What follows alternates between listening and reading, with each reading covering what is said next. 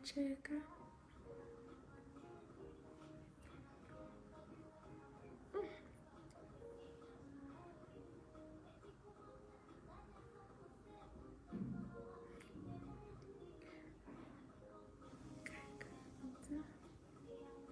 Hello, hello. What do I say?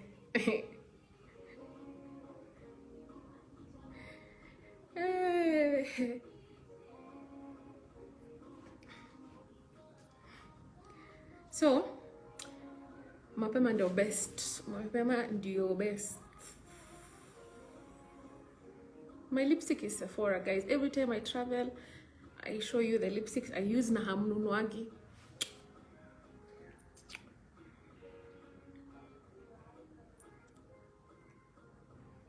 So nilisema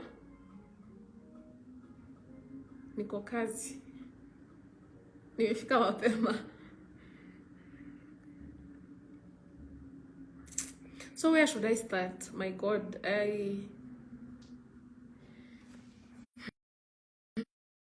I start?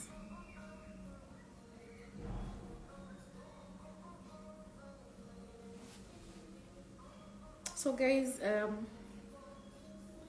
as you all know, my name is AMIRA, and I've been the bigger person always.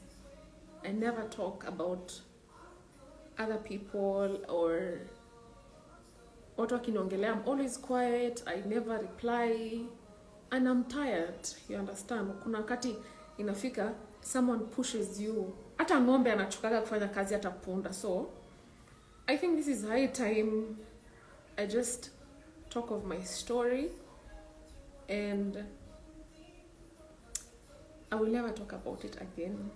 So I need to concentrate on other things. So nianze wapi? Let me start from, since someone said that people don't care about where you started together anymore. So ata mimi, I don't care about where we started. Anyway, let me start from where we already left Kajiado. We came to Nairobi. We had a shop in town, and one thing led to another. Biashara ilikuwa mbaya. Close the shops, switch off the comments. So let me do that. How do you do it? How do you switch off the comments?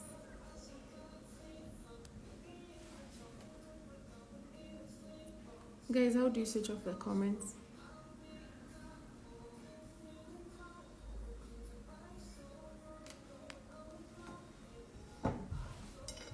How do you switch it off? Sijui. Turn off commenting. Very nice. So guys, when I had my first son Shamir, say life was okay. Tulikuwa tuna hustle nini, we are happy. Then when I got pregnant for Amir, I remember there was this time I went to get my NHIF card in Upper Hill. So I was with my friend. I was very pregnant, almost 8-9 months. And that day I was waiting for Jamal. Alikuwa anafaa kuja kuniletea pesa na a few documents that was missing. And Jamal came. But alikuja na zile za haraka ile, yani ni kama anataka kuniacha ndo akimbia ende mahali. And then mind you, me I don't have a car, and I was expecting this man kwa sababu amekuja na gari atanibeba anirudishe. You understand, at a town, because we had a shop in town. I was selling masimu na nini in town. So Jamal comes. Alafu he's insisting of kuniacha na mimi pia I'm insisting you have to take me to town. Kumbe in the car alikuwa na mwanamke. And this lady anaitwa Catherine, walijuana na Jamal when I was pregnant with Amir. And I didn't actually know who Catherine was at that time. Unaona, it was kwanza Ramadan time. Alafu mimi nimeingia kwa gari. I noticed Catherine akona soda mbili.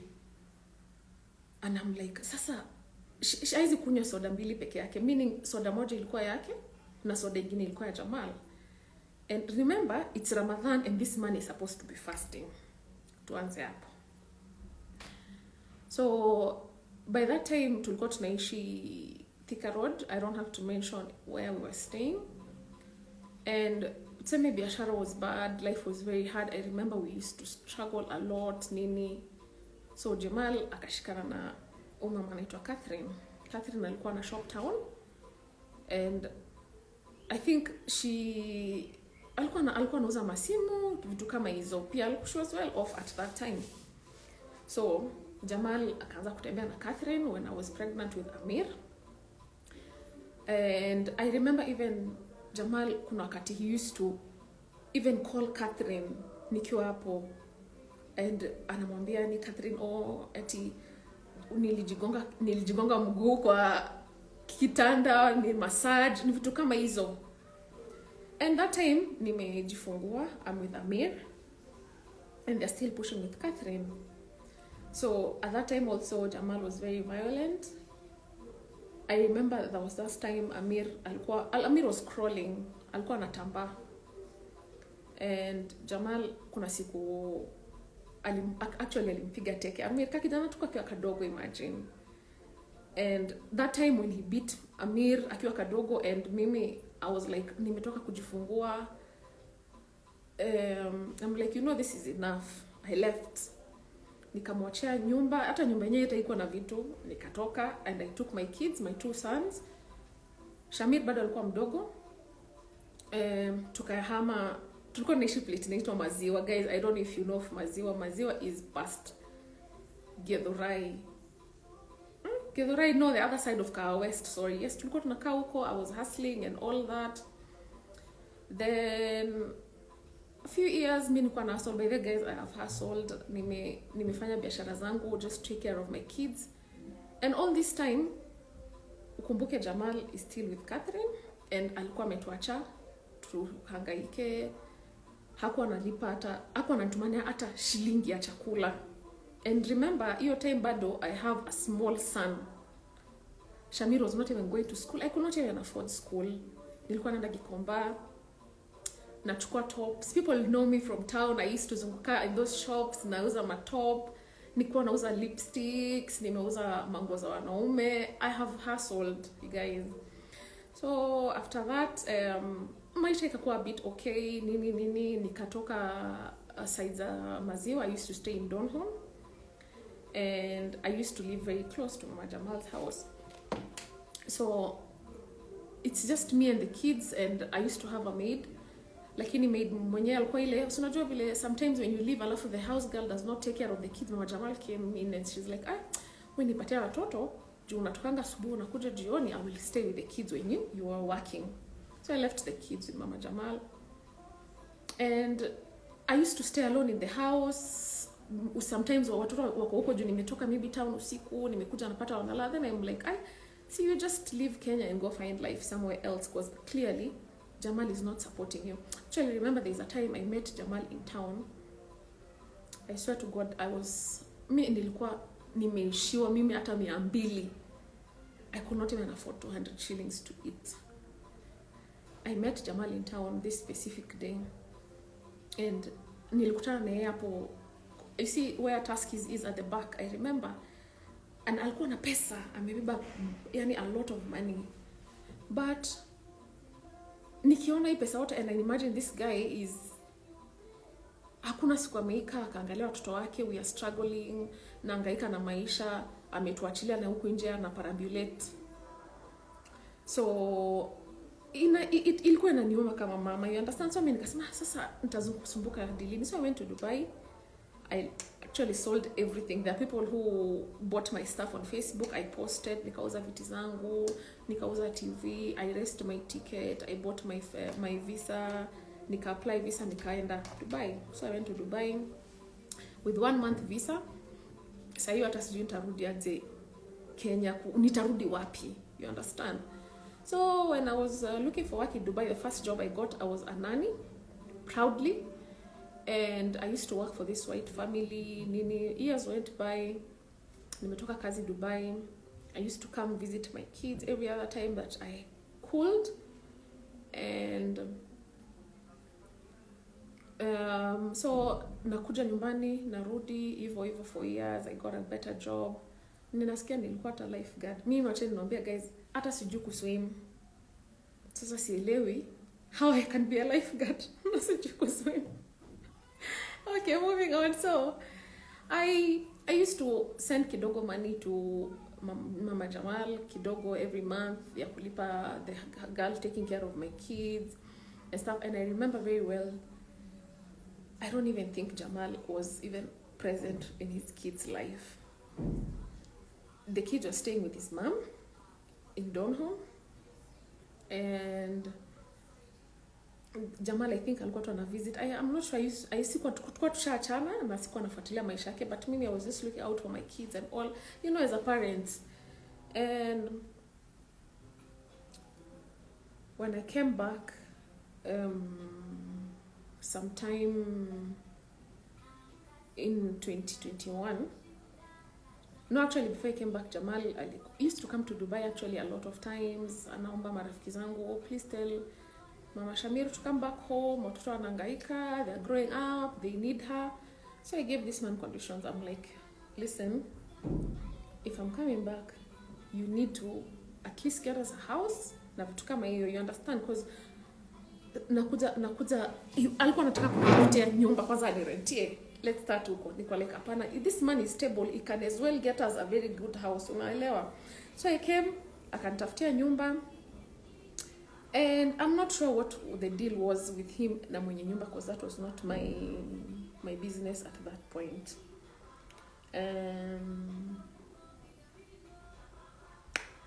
So I'm back home, I'm taking care of my kids. And then when I came home, nikaanza kutengeneza nyumba, and we actually did a nikah with Jamal. And I remember the night when we did the nikah, Jamal left at night, and I questioned him. Nikamuza unaenda wapi na tumefanya nikah leo tu? And then this man has the audacity of telling me, you have been away for almost 5-6 years. I have my life to live. Usinikuwa unaniuliza mahali naenda. Mind you, I'm just coming back. Ndio tunaanza kutengeneza nyumba. I'm not even settled in. With all this, so mambo, say around March, I remember, I got to know of his relationships with whoever, you know the story. I don't want to mention names. I'm past that. Anyway, let me talk about it. So I got to know of their story, and I have conversations of him argue with people on the same issue. I will post it on my Instagram. But when I got to know of Jamal na this other woman, alinikanya, alikuja kanithreaten nyumbani, akaniambia, you should not be asking me questions. Ili siku utakuwa unaniuliza maswali, akaniambia ukiniuliza maswali, I'm going to kill you, Mama Shamir. And Jamal, I'm not, and you know that's what he told me. He's told me, Mama Shamir, mimi nitakuua, na si lazima nikuue mimi na mkono wangu.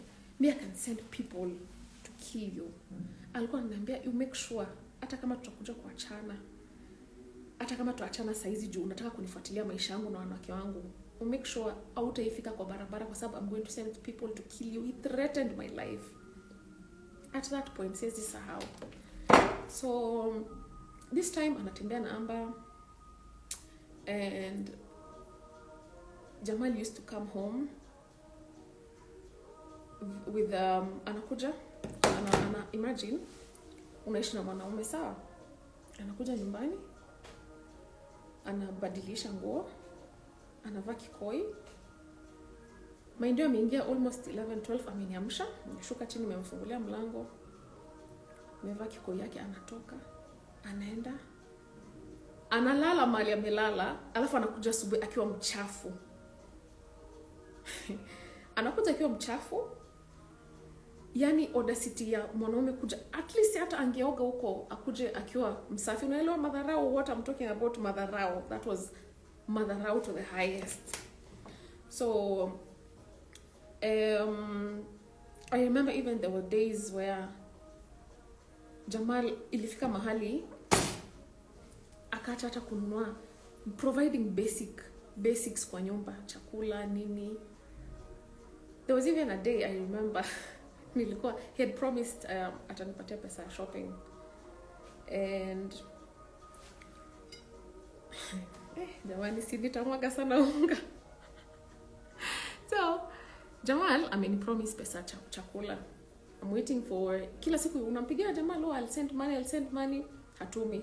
So on this particular day I'm asking for money and I'm like, hey Jamal, I'm on my P's, I cannot you know. And then he's like, nikamuuliza sasa na pesa yangu ya shopping iko wapi? Kaniuliza, mwanamke ako na periods anataka pesa ya shopping afanyie nini? Speaking of mental abuse, mwanamke ako na periods anataka pesa ya shopping afanyie nini? It's like mimi nimeolewa lakini I'm still ni kama nauza. It was an exchange. You don't give me sex, you don't get money for food. Got to that point. Anyway,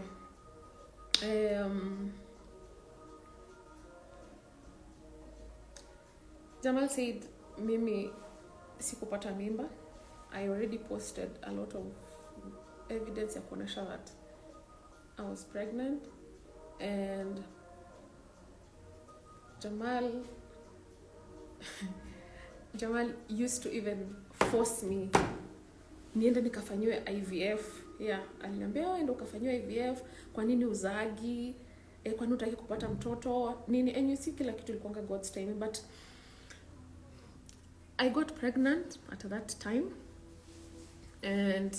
but I felt like Jamal wanted me to just get pregnant ndio anifungia nikate kama miguu hivi, because my kids were big at that time.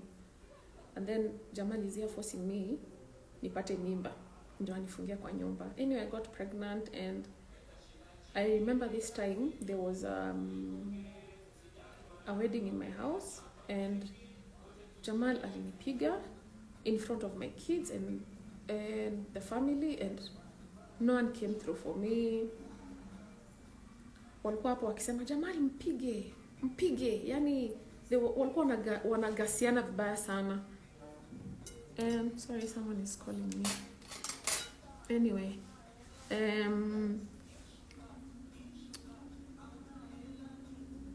Anyway, so Jamal akanipiga.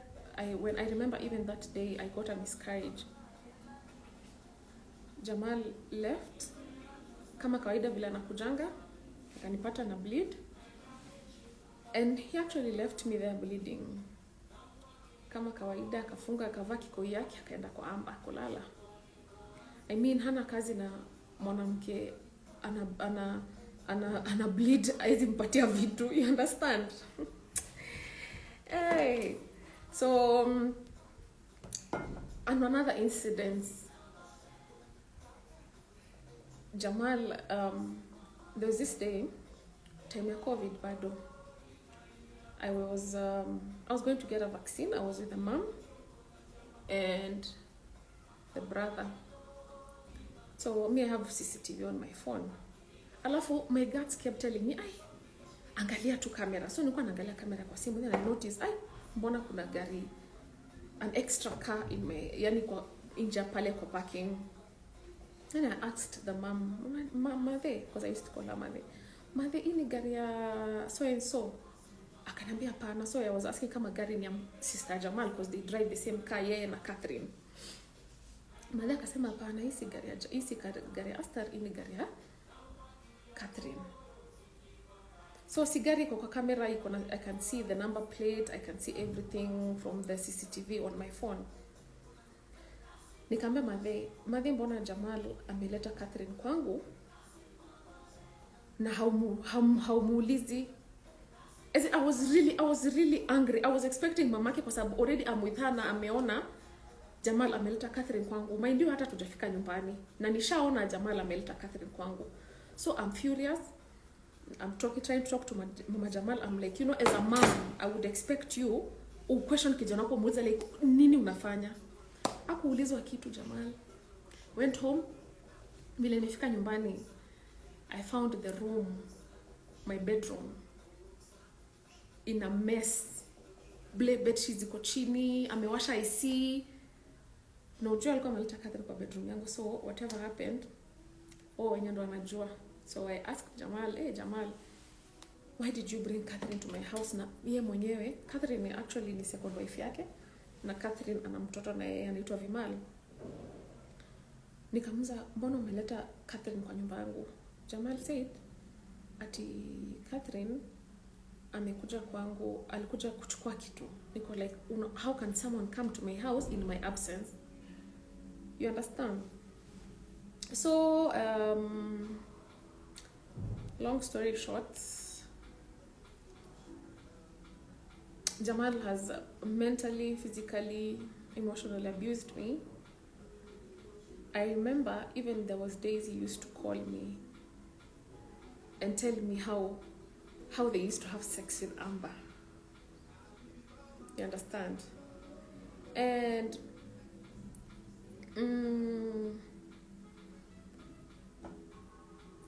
man, I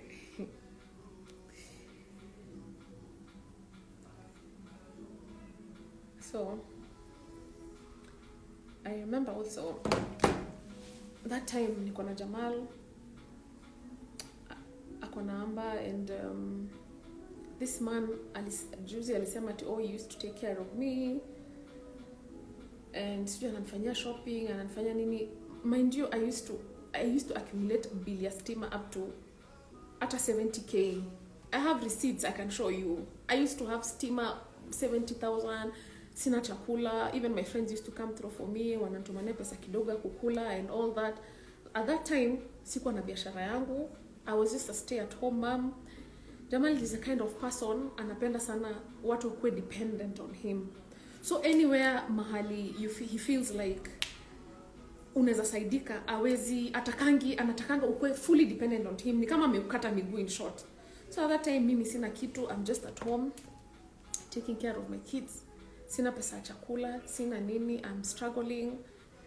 And I remember the first time I opened my business is the day actually nile siku Jamal na Amber waliendaga kunatoka hapa Kempinski. Yeah, I left and I went to Dar es Salaam and I got my things and slowly nikaanza biashara yangu, you see. So mambo ni mingi. I'm just trying to remember the incidences. And I think Jamal to some point walikosana na Amber. After Amber had moved out, Jamal moved in with her. And even when he moved in with her, he never used to sort out our bills. Ameenda. And by that time, nilikuwa na biashara yangu, so you see, I was managing. Nilikuwa sawa kidogo. And Jamal came back, wamekosana na Amber. And I remember that day I was traveling to Dubai. And Jamal alikuja nyumbani. Amekuja na boot imejaa manguo. Zingine zimewekwa kwa ile bag ya wa Nigeria. So me, I was traveling and then I can drop airport that day. That the same day he came. Kakuja kapata niko like, me, I have to still go to my safari regardless of Jamal being there ama hakuwa. So I went to Dubai and I remember that time it was my birthday. And when I was still in Dubai, I left my kids at home and Jamal was there. But nilikuwa nafikiri he was at home. But imagine all this time hata nikiwa away, he never used to stay at home even kuangalia hata watoto. And when I was in Dubai that time on my birthday, I was sick and I got COVID after my birthday. So I could not come home. Even with all that, ile amerudi anajaribu kuniomba msamaha. I don't even think he even cared about my well-being, kwa sababu when I was even sick, hakushughulika hata siku moja kujua naendelea aje ama nini. He was never even at home. And I even have a conversation of me complaining that, hey, me, I'm away in Dubai and I'm sick. You're not even looking after the kids. Like, what's going on? So I come back home, nimepona, and then I went to Da with my friend Debbie. So to me travel to went to Da, and then but I remember that time when Jamal came. He came home very broke, very, very broke, and I don't know what happened to his biashara, and I think he had issues and his biashara was not, haikuwa inaran vizuri. And then Jamal sent me a text, kaniambia, hey, nimepata do, my investors wameka pesa, sasa that is the time huduma is coming up. I hope I'm not too, as in story yangu iwachanganyi. So I'm in Da, Jamal investors wamemwekea pesa ya kufungua huduma credits, and then Jamal sends me that ako kwa bank ametumaniwa pesa and all that. And then he's like, hey, finally, we will sort out our issues. And I remember that time, at a time before ni travel kwenda Da, Jamal gari yake was, ilikuwa imechukuliwa na auctioneers, kwa sababu amechukua gari na loan, right? So hana gari, we used to commit na taxi nini, tuko kwa taxi tunaelekea town maybe, ananiambia, oh, sijali Amira, mambo itakuwa poa. Yani I have changed for real. Yani he made me, alinifanya nimuamini amebadilika. Ananiambia, oh, I've changed. Sitairudi saizi, let me stay with my family. I'm never going back to the kind of person I used to be. I believed him. Unaona sasa mtu, kwa sababu you see, isingekuwa mnyama nikose kumsamea, nikamsamea that time. But mimi bado I went to Da. So the story nimekupatia yeye kuja kuomba msamaha is between now coming from Dubai and me going to Dar es Salaam. So I'm in Da. Next thing, Jamal amepata pesa from investors. Next thing, wameenda Ethiopia na Amba.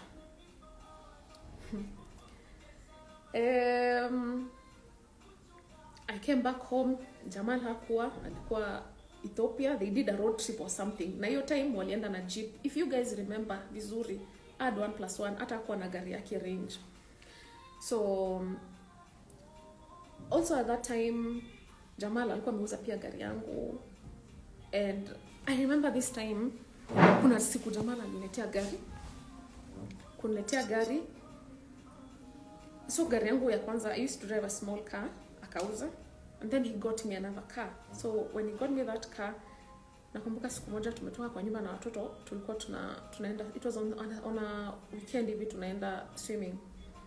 Can you imagine, nilishukishwa kwa hiyo gari na watu hata siwajui ni nani. Actually nilisimamishwa na polisi, and then tukaambiwa, hey, gari inadaiwa, they need their car. I just talked to these guys, wakanipeleka nilikuwa napeleka, wakanidrop, wakachukua gari yao. And all this time, imagine Jamal with my first car, sinamwambia aliuzanga gari yangu. Also there was this time, I remember I was going with the kids to Whistling Moran. Can you imagine the way this man ana roho mbaya? Nimetoka na gari usiku, ilikuwa jioni actually, na watoto tumeenda Whistling Moran kuangalia tu vile iko, and then maybe we'll come another day. Can you imagine this guy alinizimia gari kwa barabara. Akanizimia gari, and it's usiku ndo tunarudi from Whistling Moran. If you guys have been to Whistling Moran, you know how that place is, yani before you even join the main road. This man, I don't even think he cares about anyone except himself. So amenizimia gari. Mimi nahangaika, niko like, sasa mimi si fundi wa gari, mimi sielewi mambo magari sana. So nimehangaika na gari, na shangani nini gari bone imezimika. Kumbe Jamal all this time amenizimia gari, ndio ujue ule mwanaume ni mnyama. Ananizimia gari na niko na watoto in the middle of nowhere huko Whistling Moran kwa njia, na hajali kuhusu watoto wake ama hata hajali kitu chochote kufanyikia.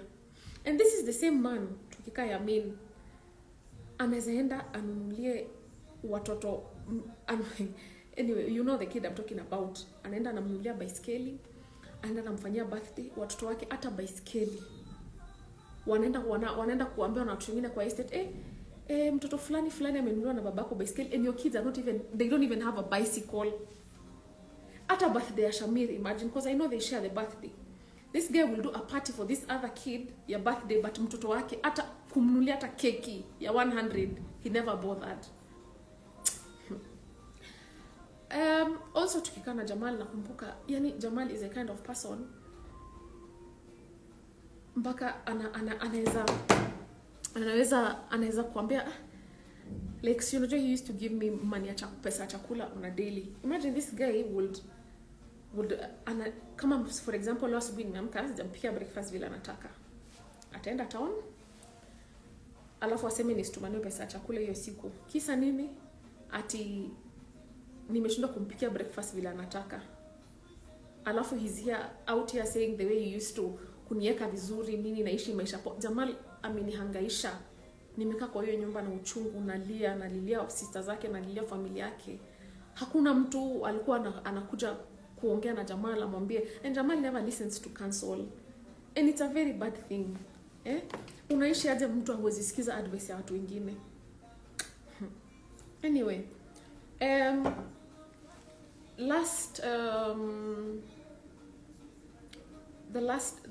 ilikuwa 2021. Yeah, 2021. Can't remember the exact dates, but I remember I had gone to Da, and that is the time Jamal wrote the apology. He said alisema, and I saw the video juzi, akasema eti nilichukua simu yake nika post. Mind you, mimi I had traveled to Dar es Salaam on the 6th and I came back on the 17th, and this apology was written on the 16th. Na mkumbuke alisema mimi ndo nimeandika apology na simu yangu. Nimeandika na simu yake. I'm the one who type. Stop lying. You know the truth even in your heart that you are lying. Anyway, that time same time this man is apologizing, anaishi na Wangare. Sisahau hiyo.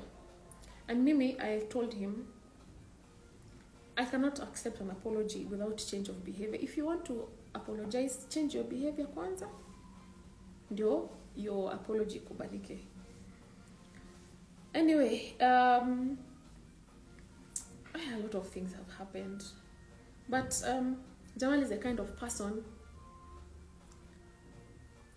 who is very absent for his kids. As much as unamwonanga kipost ati ako na watoto, Jamal, I have messages where I'm even asking Jamal, hey Jamal, you don't even bother with your kids, you don't even spend time with your kids. Jamal ananga time ya watoto. Jamal atakuja asalimie watoto, assalamu alaikum nini, aende kwa room, atumie simu yake.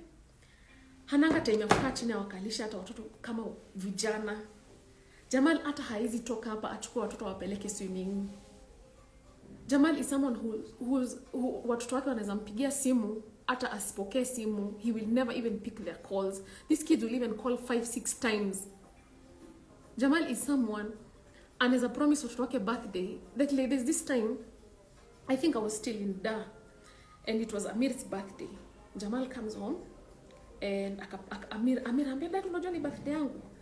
And then Amir maskini tu kijana Mungu, Jamal akamwambia usijali basi jitarisheni ndawapeleka swimming. This guy alienda kwa room akalala until siku ikaisha, akatoka akaoga jioni, akatoka akaenda. Ameacha watoto wamevaa nguo ya swimming the whole day.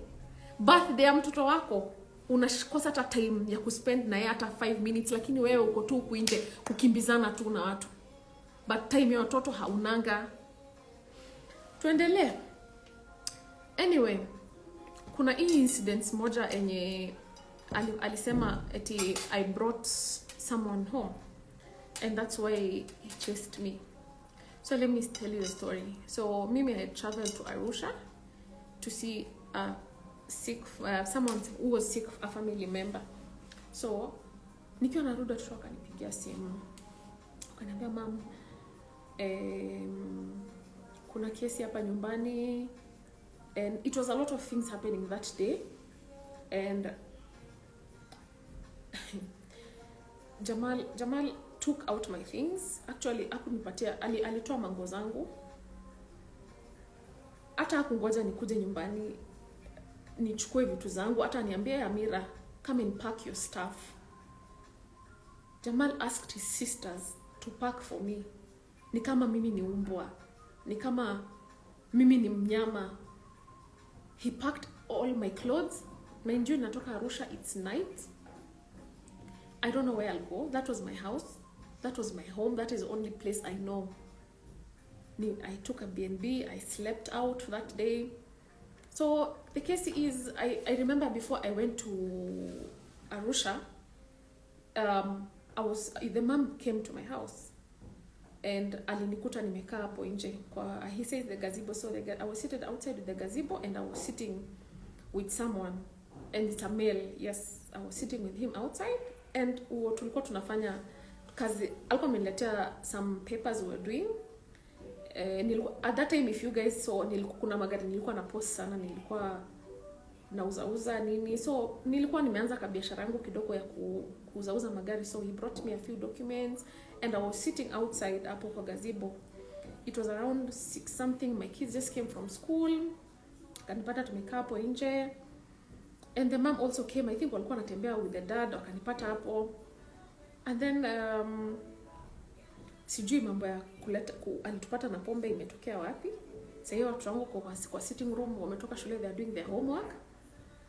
Yani you will stand here and lie in public that nilikuwa tena mwanaume kwa nyumba tunakunywa pombe. Lakini nikuulize, mwanamke mgani mjinga anaweza leta mwanaume kwa nyumba na yeke pombe na anajua the mother-in-law is living in the estate, na sijafunga gate na sijafunga mlango wa nyumba, nimeacha milango yote open? Nani ni mjinga hivyo? You're such a liar and you know you're lying. So that is what happened, guys. Mom found me outside this. Nimekaa kwa gazebo and I was doing something with a guy hapo kwa gazebo. We were taking tea. Mali wameenda kugasiana huko, fitna na wivu na nini, ni shauri yao na Mungu wao. It's not for me. Haya. I don't even think ukimwona hapa hivi kila saa the guy halalagi, anakuwa kwa ofisi, oh insomnia. Jamaa, let me tell you, you can never find peace. Kwa sababu unahangaisha watu town, si nyumbani, si wapi, unatoa wapi amani ya kulala, unalalaje? You cannot find peace if you keep destroying peace ya watu wengine. Just so you know. Mara umeenda ukasema mimi sijui ni mchawi, mara sijui nini, and I kept quiet. I never said anything. Anyway, the issue of the house, alisema ameninunulia nyumba, sijui amenifanishia nyumba na 7 million nini, and I shared receipts ya madeni. The house, Jamal took the house and he did not finish the payment. So this landlord will call Jamal and ask him kila saa, hey Jamal, mbona umalizi payment yangu? Jamal hajawahi maliza kulipa deni, anadaiwa deni ya nyumba, and he keeps telling me, oh imebakisha deni kidogo nimalize. So mimi I was settled in, like, you know, hey, this nyumba Jamal will just finish it very soon kwa sababu he keeps promising. But Jamal hakumaliza hiyo kulipa hiyo nyumba. Tulikuwa tu kila saa deni and he never maliza that deni. So asisimame huku nje ajigonge kifua aseme vile alikuwa amenichunga, amenieka, ameninunulia nyumba, amenifanyia nini. Uongo. Huo ni uongo. Anyway, that said and done. Last year, after the incident happened, I moved out, and I remember we went to Kathi. I was fighting for the custody of my kids, and Jamal akaandika barua akasema ati mimi I'm not able to take care of my kids. Mind you, this man has been absent. I even told him in front of the lawyers, Mali tulikuwa nikamwambia, you are very absent, dad. So don't come here and say ati you used to take care of the kids. And all this time I'm the one who was, I've been there, I'm a very present mom for my kids. So we agreed on this shared custody, 1 month. And I remember on this particular day I went to pick, it was my time for custody, I went to pick my kids in Yamin. And nikakuta kwa gate Jamal amemanipulate my watchman nisifunguliwe, nisiingie kwa gate. Ni watu wangu wako hapo, so watu wangu walikuwa wameshakuja mpaka kwa gate, like not I came to pick my kids, so my kids wako kwa gate. The watchman mwenye amekuwa manipulated na Jamal amekataa kunifungulia gate, so I'm looking at my kids kutoka kwa gate. My kids are on the other side of the gate, and I cannot even talk to my kids.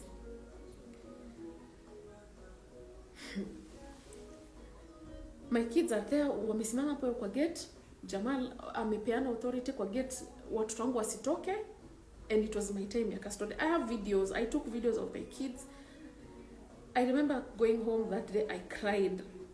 I'm like, hey, this man has tortured me for 2 years.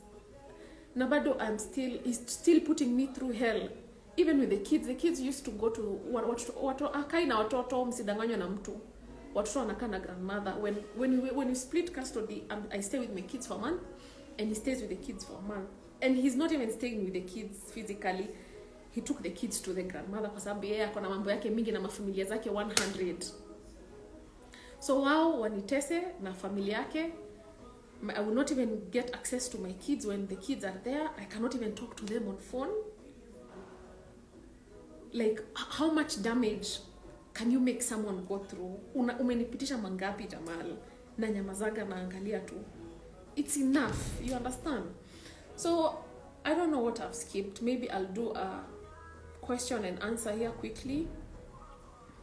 And I just want to tell something to Jamal. Let me play this video before I finish.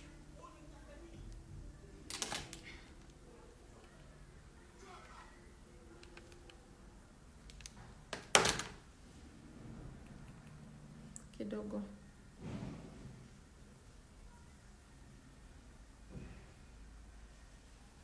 And so this is the video. I want you to listen.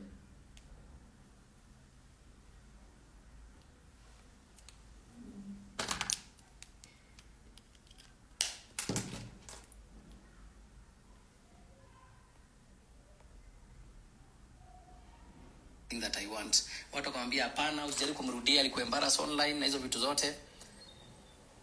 So things went out of the way. So singeweza kumcontrol from that position. Thank you. So later on, that is all I want to say. Jamal, you cannot control me anymore. You used to control me. You used to manipulate me. I was not even a wife. I was a slave in that house. There's no day you gave me respect. There's no day you even... Hakuna siku uliniheshimu kama bibi yako. There's no day you uliniheshimu kama wife yako. You made me feel like... You made me hate myself. I lost myself. But now let me tell you, Jamal, you're not controlling my life or my destiny. You're not God. I'm not going to worship you. I'm going to take care of myself. Mungu ako na plan yangu. Ulisimama ukasema nilikuwa maid nini. My friend, right now I'm not a maid, and I'm not the same person I was 5 years. You're not going to stop me from speaking right now, because that is what you used to do. Ulikuwa umeniekanga uoga enye unakuja unanithreat, unafanya nini mpaka nashindwa kuongea mbele ya watu kusema vitu zinanisumbua. But right now, Jamal, I'm telling you, you're not going to control me anymore. And people should know the kind of person you are. You are a very bad person, even at work. I have audios, and I will post screenshots and receipts after this on my Instagram for more. And anyway, let me open the comments. Yeah, let me look for the audio, or I'll just post it.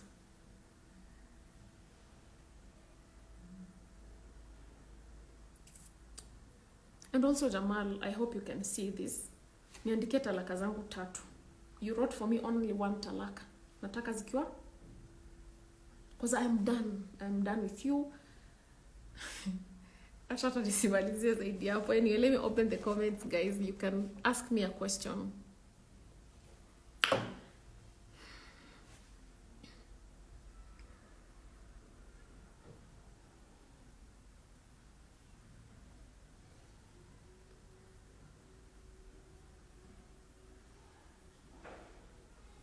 Guys, if you have anything to ask, you can just ask away because I'm almost leaving.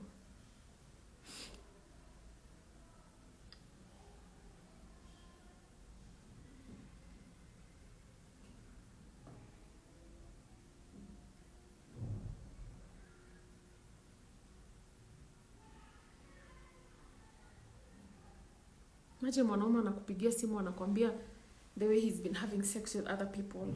Are you mad?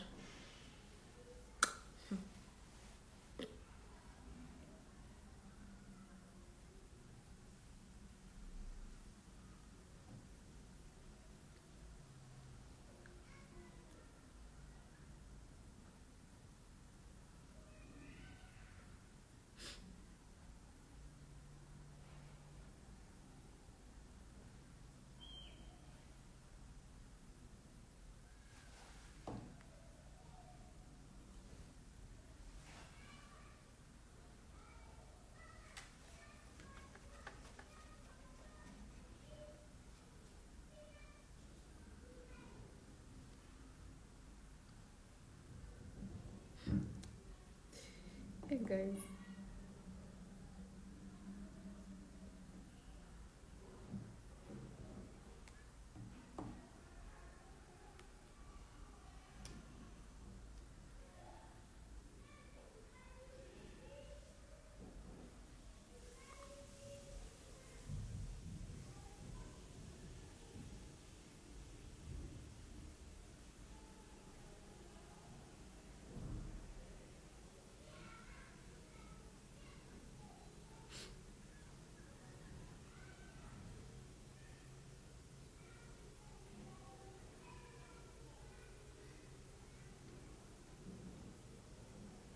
Hamna kitu ya kuuliza niende, si ndio?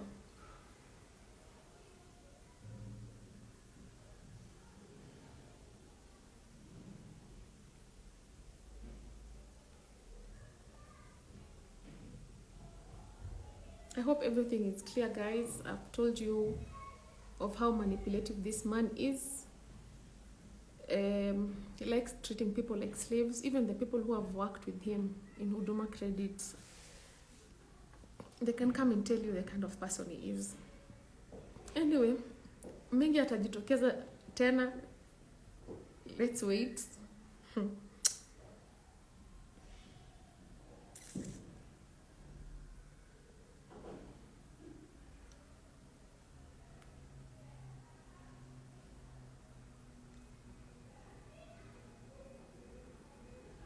Anyway, don't come and say, oh, Amira, I wish you well, and you've been here spoiling my name, and make me look like a bad person, and unasema eti I wish you well. Please do not wish me well, because nimesema tena, you're not God and you have not written my destiny. So kasikia vibaya huko. Rubbish.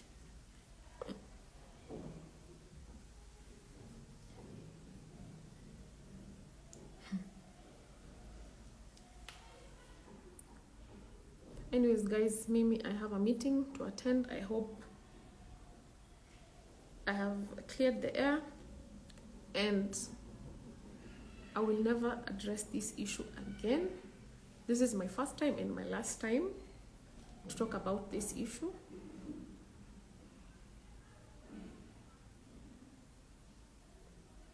Kwaherini.